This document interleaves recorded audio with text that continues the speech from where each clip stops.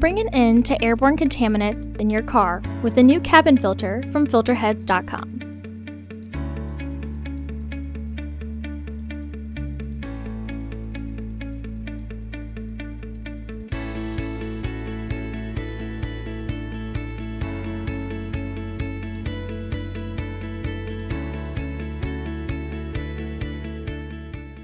The cabin filter is located on the left corner of the footwell. Pull the tab on the housing cover up and slide the housing cover off. Remove the old filter from the housing and clean out any debris inside.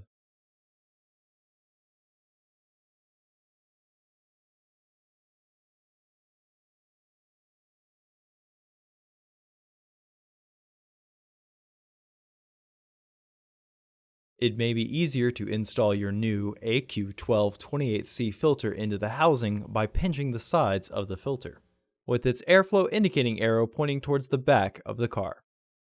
Recommended replacement every 15,000 miles or 1 year. Refer to your vehicle owner's manual for specifications. Slide the housing cover into position and press to lock it into place.